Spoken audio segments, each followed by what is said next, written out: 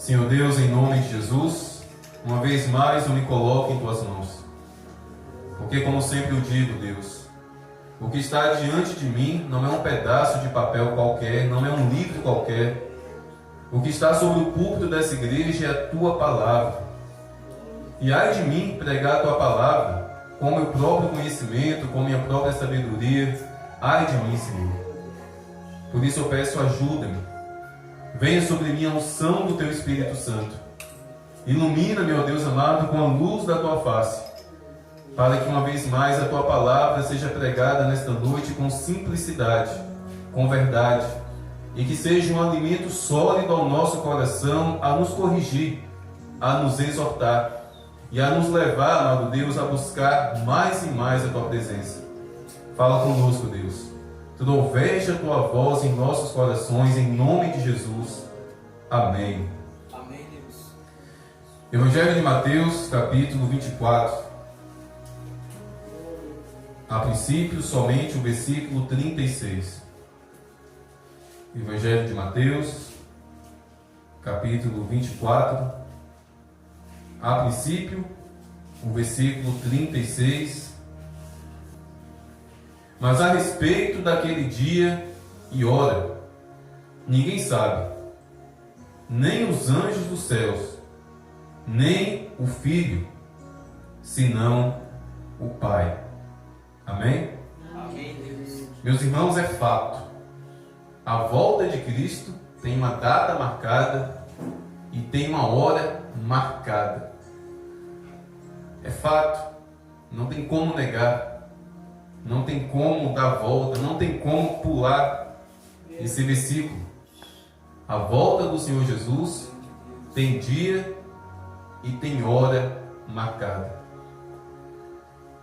E muitas vezes nós caímos no engano de entrarmos no comodismo por não sabermos o dia e por não sabermos a hora, quando na verdade deveria ser o contrário. Já que eu não sei o dia, já que eu não sei a hora da volta de Jesus, meu Deus, eu preciso estar desperto, eu preciso estar acordado, eu preciso estar com meu coração cheio de vigilância. Mas infelizmente acontece o contrário. Mas Jesus nos alerta.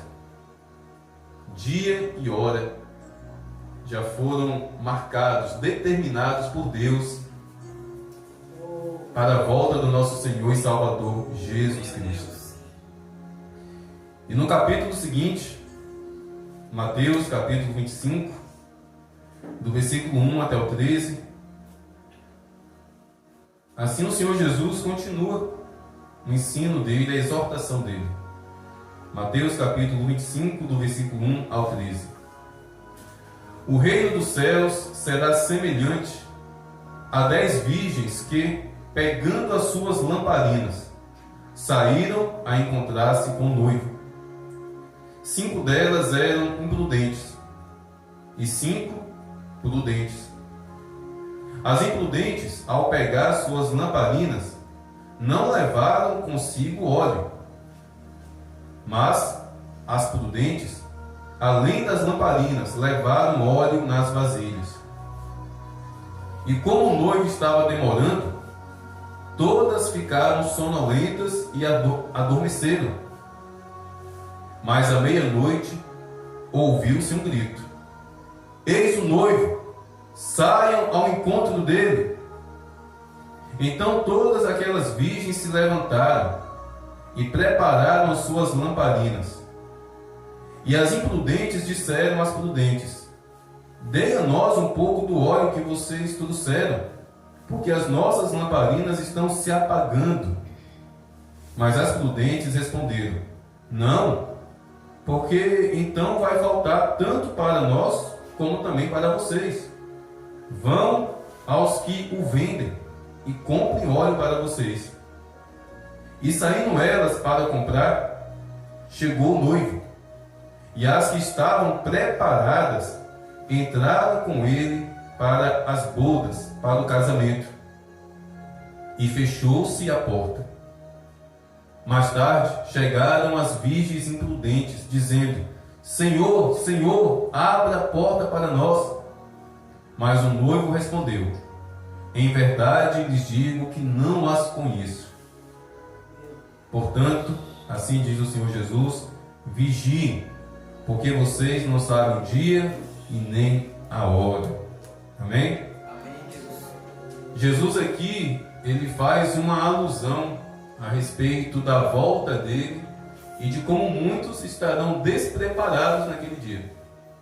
E ele usa a simbologia de um casamento judaico.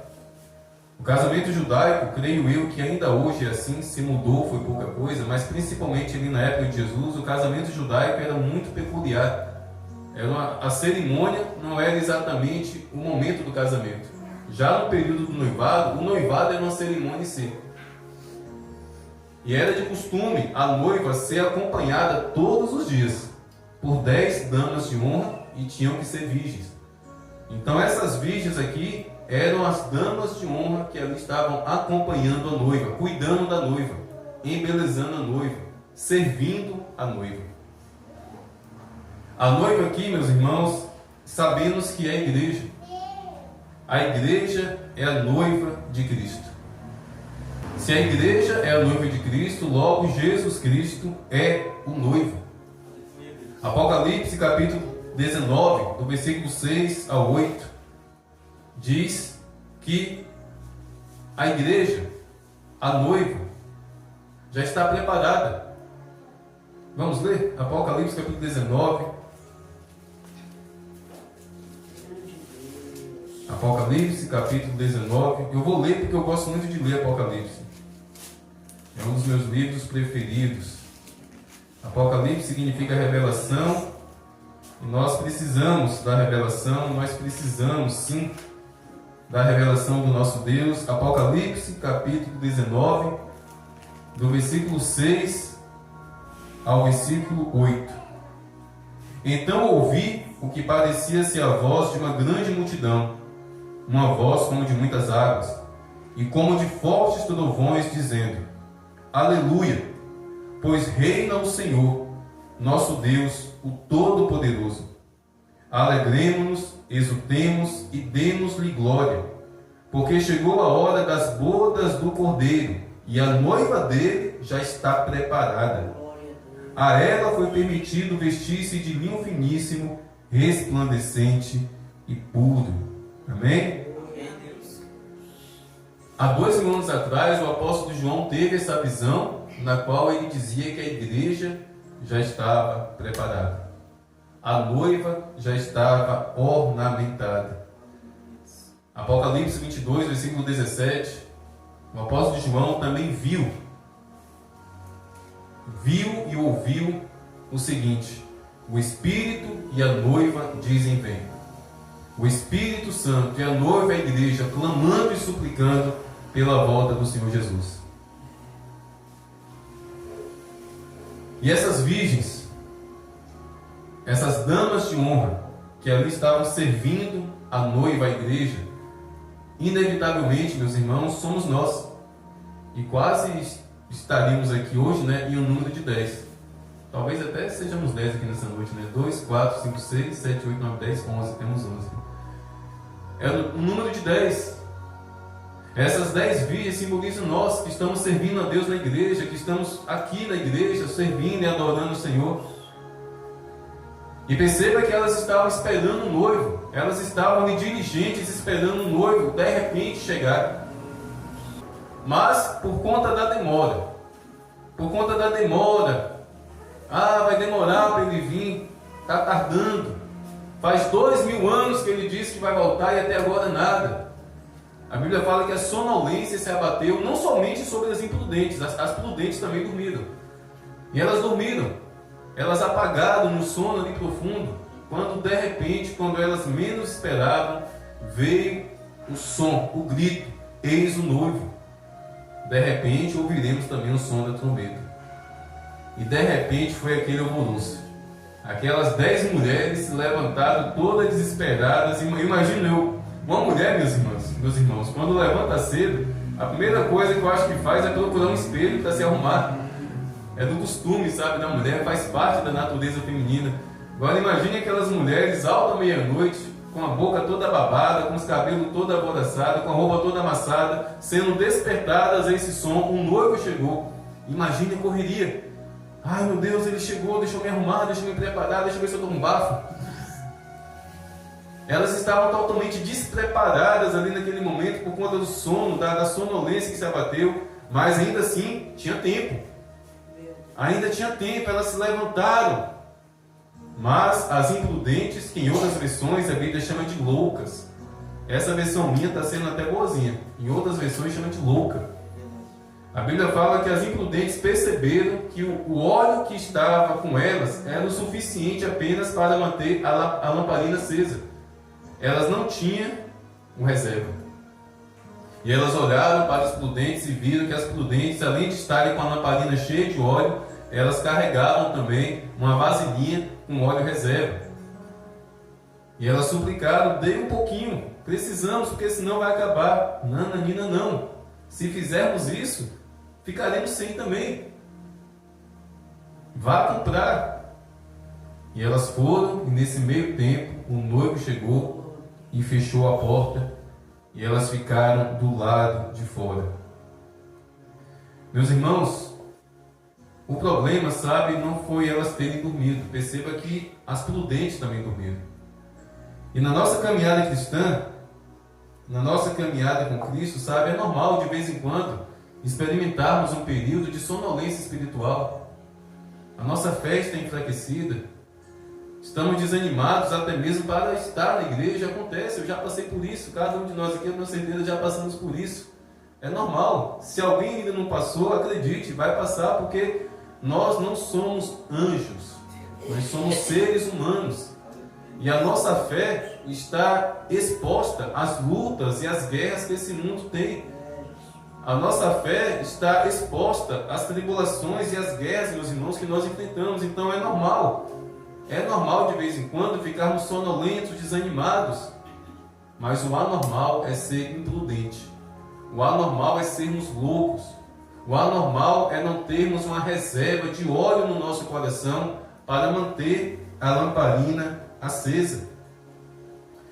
E quando a Bíblia diz aqui claramente que somente metade daquelas virgens estavam preparadas para a volta do noivo, aí eu volto a falar a respeito do que eu disse há pouco tempo. Creio que o mesmo acontecerá na volta de Jesus. Lamentavelmente, e creio eu que Deus ficará com muita tristeza no coração no dia da volta do Senhor Jesus, somente metade. E entenda, quando eu falo metade, não é metade da população mundial, não. É metade daqueles que se dizem cristãos. É metade daqueles que se dizem servos e servas de Deus. Porque a Bíblia fala que o mundo, aqueles que estão na impiedade, aqueles que estão no pecado, a Bíblia fala claramente que esses já foram julgados. E qual foi o julgamento? A luz veio ao mundo, mas eles preferiram as trevas. Meus irmãos, Jesus Cristo, ele não vai voltar para buscar toda a humanidade. Jesus Cristo, ele vai voltar para buscar a igreja. Naquele grande dia, é claro, a humanidade que o rejeitou vai lamentar. Haverá choro, haverá lamento, haverá grito de socorro. Jesus, será que tem tempo ainda? Não tem mais. Jesus vai voltar para buscar a igreja. E esse número aqui, de 10, 5 ficaram do lado de fora, eu creio que será uma realidade, meus irmãos, a respeito da igreja. Misericórdia. Se Jesus voltar hoje, será que essa seria a nossa realidade? Estamos aqui em número de 11. Se Jesus voltar hoje, será que 6 de nós subiria e 5 de nós ficaria aqui? Essa é a realidade, meus irmãos. E no Evangelho de Mateus, ainda no Evangelho de Mateus, no capítulo 24, voltando ao versículo 36 em diante, Jesus, ele traz essa matemática novamente, preste bem atenção. Mas a respeito daquele dia e daquela hora, ninguém sabe, nem os anjos dos céus, nem o Filho, senão o Pai. Pois assim como foi nos dias de Noé, assim será também a vinda do Filho do Homem. E como é nos dias de Noé? Jesus explica. Pois assim como nos dias anteriores ao dilúvio, comiam, bebiam, casavam, davam-se em casamento, até o dia em que Noé entrou na arca. E eles não perceberam, até que veio o dilúvio e os levou a todos. Assim será também a vinda do Filho do Homem. Presta atenção na matemática de Jesus, versículo 40. Então, 2 estarão no campo, um será levado, o outro será deixado. 2 mulheres estarão trabalhando no moinho, uma será levada e a outra será deixada. Portanto, vigiem, porque vocês não sabem que dia virá o Senhor de vocês. Jesus, ele confirma essa matemática. Estarão 2 reunidos, Léo. Somente um irá subir.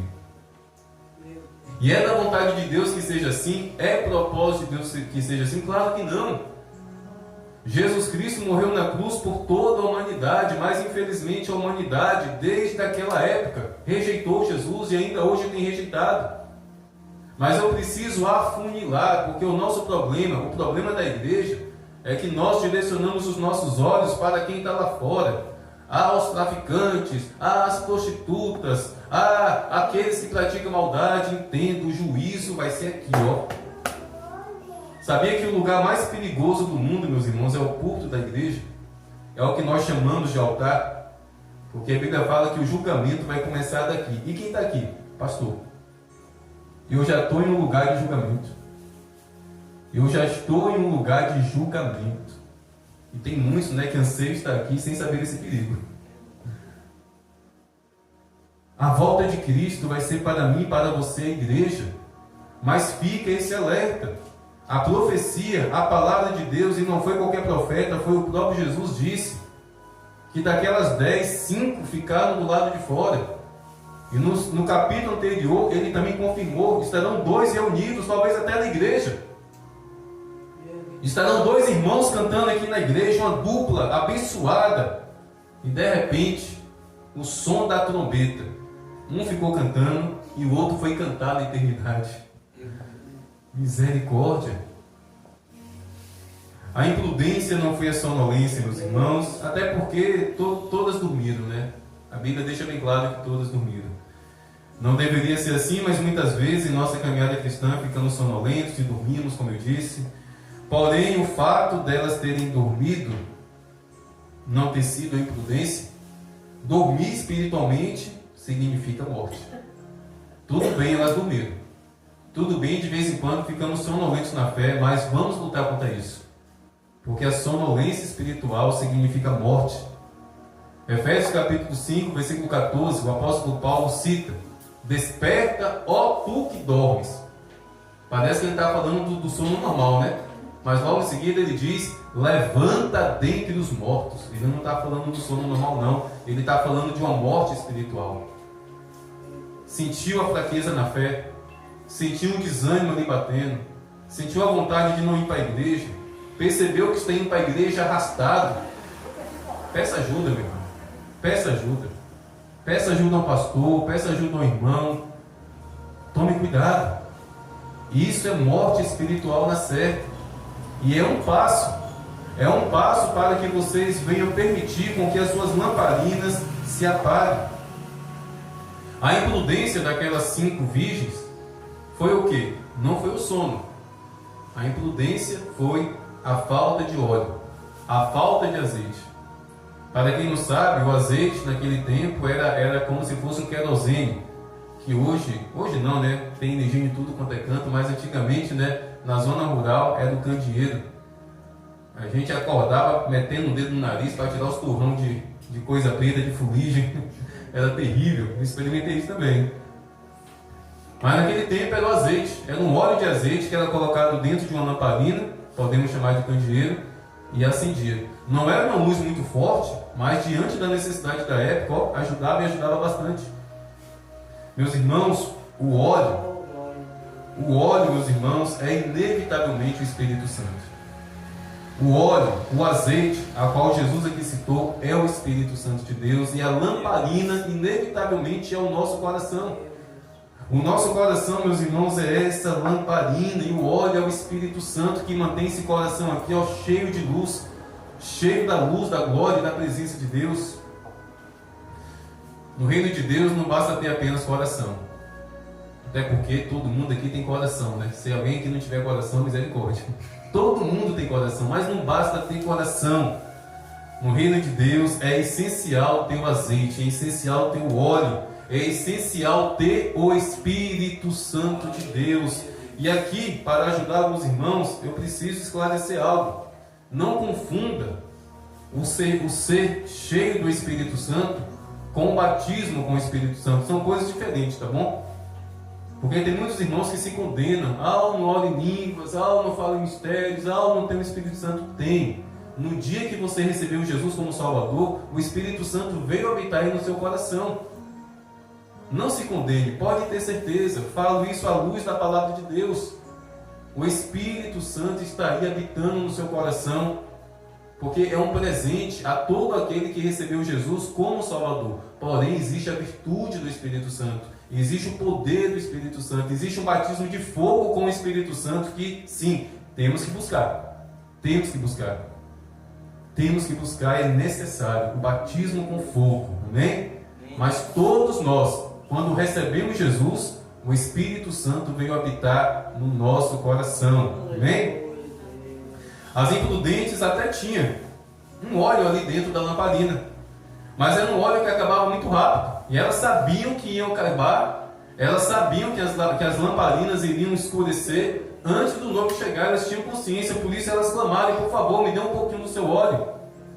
Sabe o que é isso, meus irmãos? Aquelas pessoas que só ficam pedindo oração. Me dá um pouquinho do seu Espírito Santo, me dá um pouquinho do seu azeite. Você é uma mulher tão cheia do Espírito Santo, você é um homem tão cheio do Espírito Santo. Tudo bem, pessoas que não receberam Jesus ainda, pediam oração e devem se pedir, nós temos que orar por elas. Mas, meus irmãos, se tem uma coisa que não deve existir na igreja, são pessoas que dependem da fé da outra. Se tem uma coisa que não deve existir dentro da igreja, são irmãos que dependem da oração de outro irmão. Ah, pastor, o senhor está dizendo que nós não devemos orar um pelos outros? Não, não é isso. Devemos sim orar um pelos outros. Mas, por favor, ore também. Em nome de Jesus, ore também. Clame também. Não fique dependendo da fé. Não fique dependendo do azeite, do óleo do irmão. Você também tem, você também pode adquirir. Meus irmãos, não há, sabe? Não há nada de pior no mundo do que um cristão sem o azeite, sem o óleo, sem a luz do Espírito Santo. Mateus capítulo 5, versículo 14, Jesus Cristo disse: vós sois a luz do mundo. Jesus está falando a respeito da luz do Espírito Santo. Jesus está falando a respeito do poder do Espírito Santo em nosso coração. Por causa disso, vocês são a luz do mundo. Se com o Espírito Santo, se com a vida na presença de Deus nós somos luz, o contrário é verdadeiro, nós somos trevas. E não há nada pior, meus irmãos, do que um cristão sem a luz do Espírito Santo. E nessa minha caminhada de 15 anos eu conheci muitos cristãos, homens e mulheres, que tinham talento, que tinham dom para cantar, para pregar, que tinham as vestes cristãs, que tinham um coque de cabelo de ansegaiana, mas que não tinham brilho, que não tinham luz do Espírito Santo. Homens que agrediam, estou falando agredir mesmo, que batiam na própria esposa.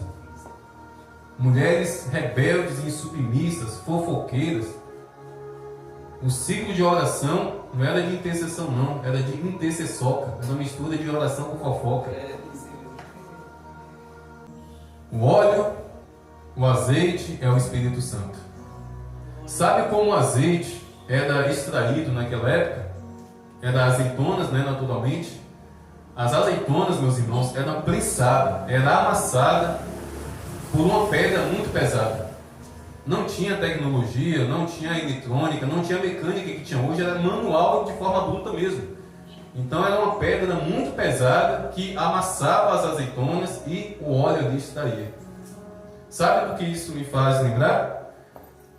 Mateus capítulo 11, versículo 12, onde o Senhor diz que o reino de Deus é tomado à força. Meus irmãos, a salvação não é pela força, a salvação não é pelo sofrimento, Na verdade até é, pelo sofrimento que Jesus Cristo ali enfrentou na cruz. Mas a salvação é pela fé. A salvação é pela fé. Crê no Senhor Jesus e será salvo tu e a tua casa. E isso não vem de homens, vem de Deus, é um dom de Deus. A fé e a salvação são dádivas e são graça de Deus. Mas, meus irmãos, no reino de Deus, existe algo que é pela força. E ser cheio do azeite, ser cheio do óleo do Espírito Santo é pela força. E eu explico por meio de qual força? Pela força da oração.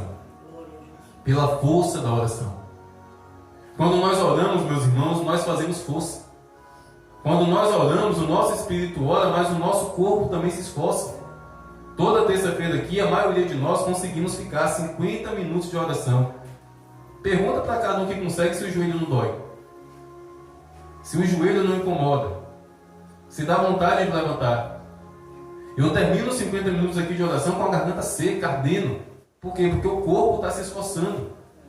Então eu entendo, meus irmãos, que o que Jesus está ensinando, quando ele diz que o reino de Deus é tomado à força, é a respeito do Espírito Santo de Deus, a virtude e o poder do Espírito Santo de Deus, esse óleo, esse azeite, para ser extraído. É necessário que por meio da oração nós venhamos amassar os nossos joelhos para que esse óleo seja derramado sobre a nossa vida. Mas a pergunta que fica é: estamos fazendo força para orar? Estamos nos dedicando a orar? Estamos secando a nossa garganta de tanto clamar, de tanto orar, de tanto buscar a presença de Deus? Somente assim, meus irmãos, somente assim não faltará azeite, somente assim não faltará o óleo, somente assim não faltará a luz do Espírito Santo iluminando a nossa vida e nos conduzindo em meio a esse mundo de trevas rumo à volta de Cristo. Precisamos desse azeite. E eu termino deixando a pergunta: como está o seu coração? Como está o meu coração? Como está a nossa reserva de azeite? Será que a luz que somos nós está quase se apagando? Será que a luz do Espírito Santo em nosso coração está diminuindo porque não tem óleo, porque não tem o azeite, o combustível, que é a oração? Vamos orar, meus irmãos. Vamos orar. As 5 que ficaram do lado de fora são chamadas aqui de imprudentes. E não há imprudência maior na vida de um cristão senão a imprudência na oração. Um cristão pode ser imprudente, sabe, em muitas áreas e de várias formas, mas a maior, meus irmãos, é a imprudência a respeito da oração.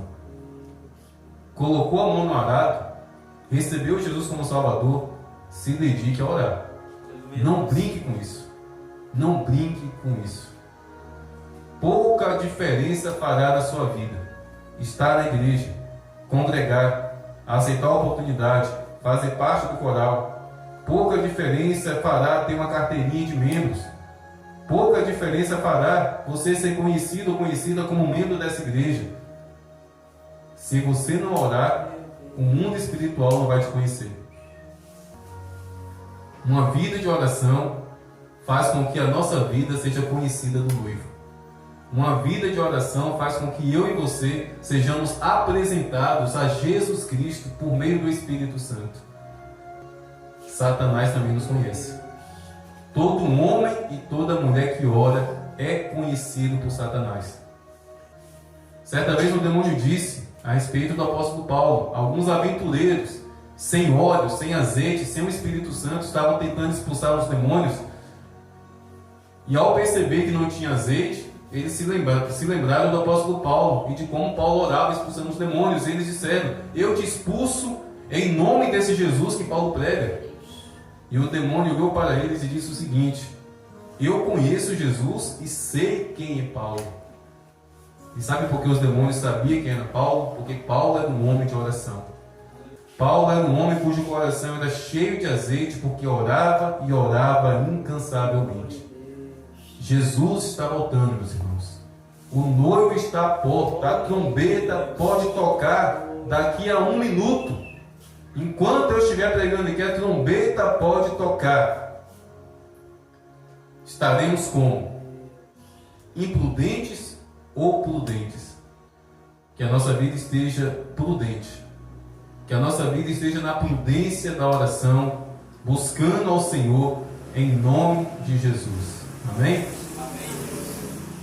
Essa é da palavra que eu tinha compartilhado aos irmãos, e que venhamos aplicar essa palavra no nosso coração, fazer valer essa palavra no nosso coração, e que essa profecia não se cumpra na nossa vida. Que Jaqueline, minha Dona Santa, no dia da volta de Jesus, as duas subam. Amém, Deus. Que eu e Léo estamos aqui perto, ó, que nós dois vamos subir. Aleluia. Que todos nós aqui, que essa igreja fique vazia. Aleluia. Que no dia da volta de Jesus fique somente as cadeiras. Mas para isso é necessário o quê?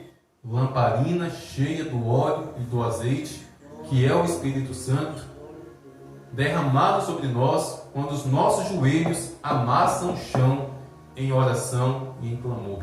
Amém?